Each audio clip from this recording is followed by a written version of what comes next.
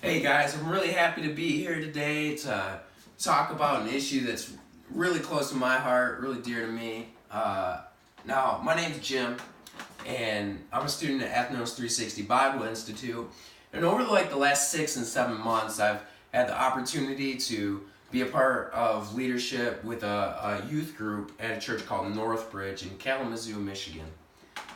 It's been a really encouraging time and a wonderful experience for me to pour into these kids' lives, and it's wild how encouraging they have been to me and to my walk with the Lord,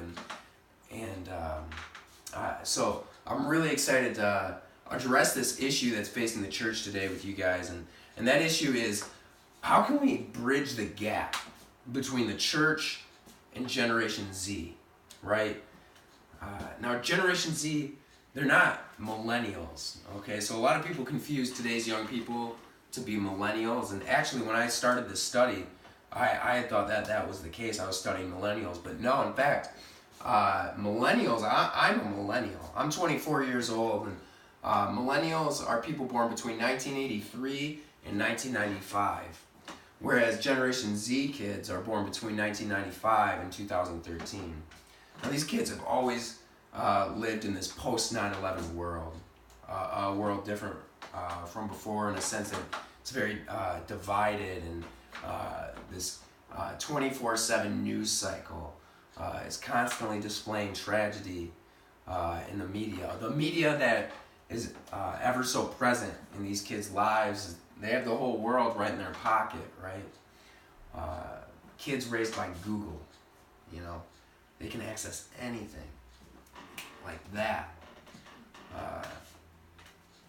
But what are we doing as a church? What are we doing to work and reach into the lives of these young people?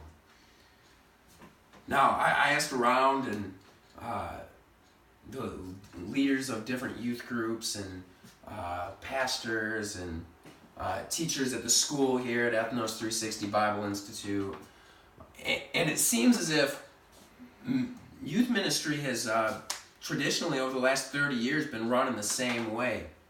You come into youth group, there's announcements, there's a game, there's snack time, there's a lesson, and then there's small groups. And it seems like over the last 30 years, it's pretty consistently run that way, right? But is that working? Is that growing our youth groups? Are our kids reaching out into the community? Are we seeing growth in that area? I don't think we are, sadly to say. I don't see it.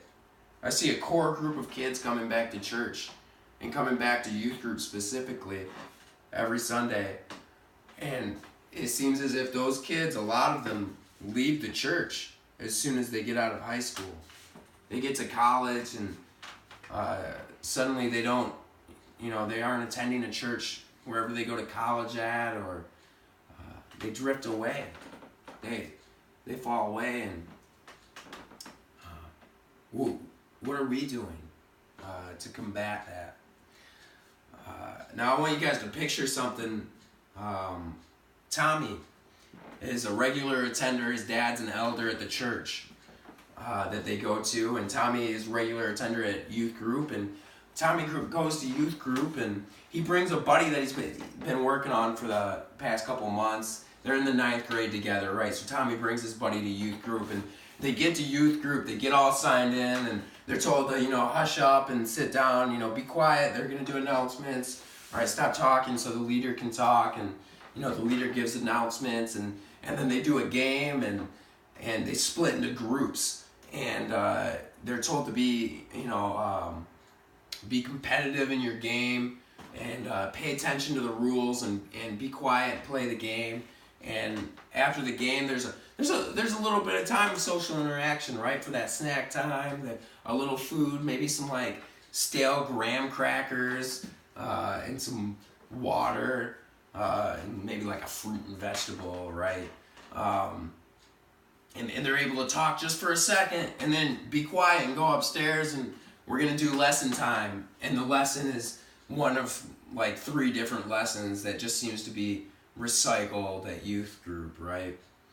And it's not very engaging. And this kid, Tommy's friend, who's totally unchurched, who has really never been to a church before, is stuck there hearing about God and Jesus, and he doesn't really know what to think about him, right?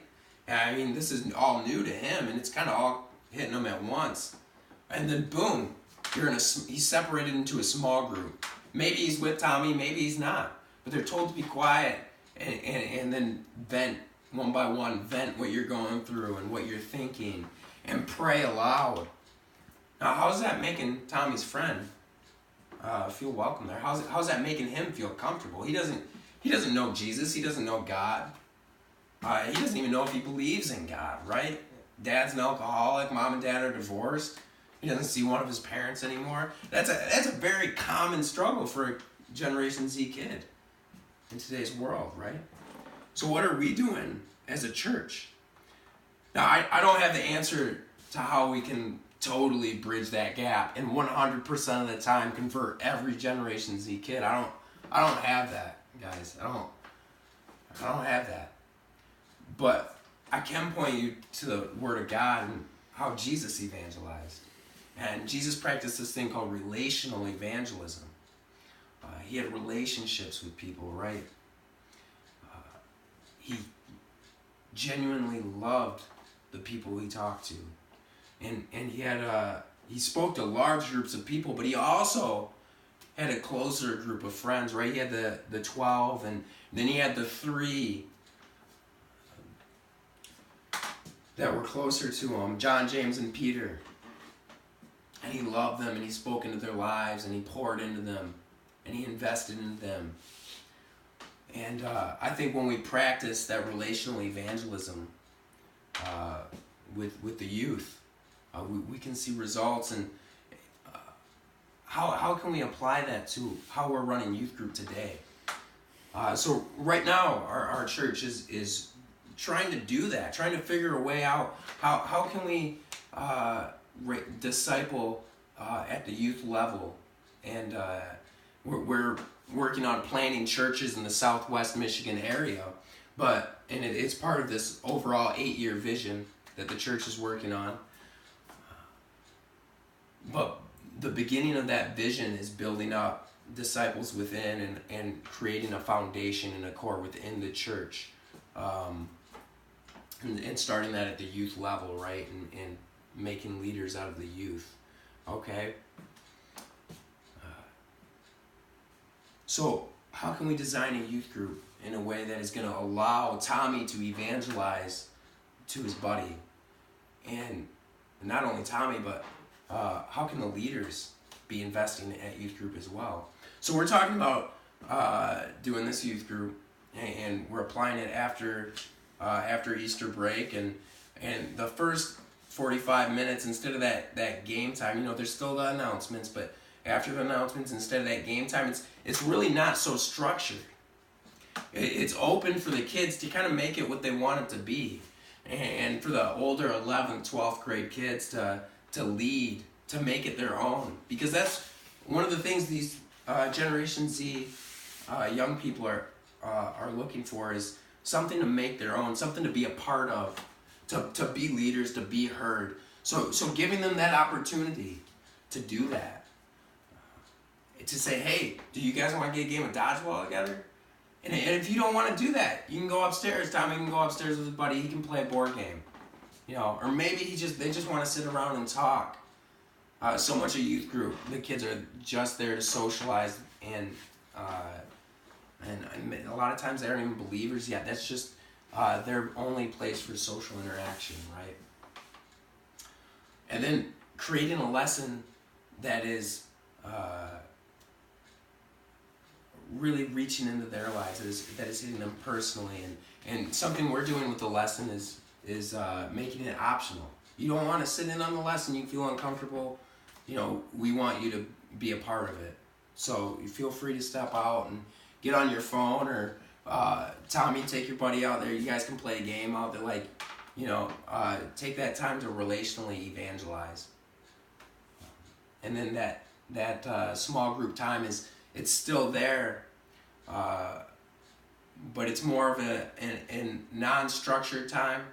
So there's even opportunity for like open mics for the kids to stand up and to express what they're feeling. Now some statistics on Generation Z. They love to seek experience, right? They want people to know what they're going through. They want to be heard. It's one of the reasons they're so big into social media, right? They want to Instagram. They want to show you a picture of what they're doing, taking pictures of their anything, food, the places they go, the people they're with. Now these kids are also multitaskers, right? They're used to using 5 screens at once, whereas millennials are used to 3. And I know that probably sounds a lot, especially like an elderly person in the church, right? And here's another fact, right? A 7-year-old in America right now has more in common with a 7-year-old in India than a 70-year-old at their own church. I think that's a pretty wild statistic, right? And I think that a case study that we can look at of what this generation is like is in tragedy. Parkland, Florida, just something horrific happened there, right? Something very tragic. Kids murdered in their school. You hate to see like anybody go through that. But what you saw afterwards was these young people rising up to be a part of a cause. You see that they want to be behind something, even if they don't know all the facts, right? They want to be a part of something. And this isn't kids from 20 years ago. Like these aren't a bunch of secularist, atheist kids. They're very spiritual. We're living in a postmodern society now, where they can pick and choose from this buffet of belief, right? Where relational acceptance and lifestyle affirmation are synonymous. So if you don't agree with the way I'm living my life, you're also rejecting me. That's how they're seeing it. They're seeing rejection in that. So I just read this book,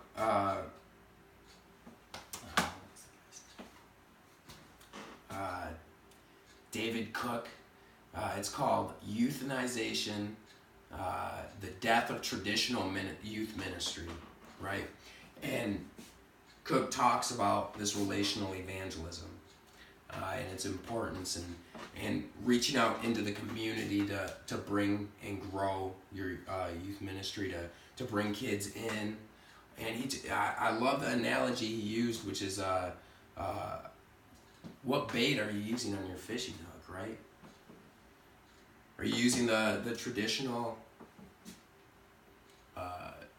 youth group, worship songs, all-nighter, where you sing worship songs and non-church kids have no idea like what you're talking about? They just want to get back to dodgeball and hang out with the girls that are at youth group, you know? Are you pouring into these kids' lives? Like, are we doing that as a church? Are we relating to them on their level? Are we looking at things they're going through and being able to relate to that? Are we aware of the cultural things that they're experiencing every day? Whether it's, Instagram, YouTube, memes. Do we know what those things are? Are we aware of that stuff? Like I said earlier, I don't have this picture perfect answer of how we can reach this technologically advanced group of young people. But I do have a place where we can start. And that's with Jesus, right? Now, these kids crave genuine relationships. They crave this social interaction. They crave authenticity. Now, if we go to them and we authentically can consistently show them that we're there for them, that is a start. We are there for them.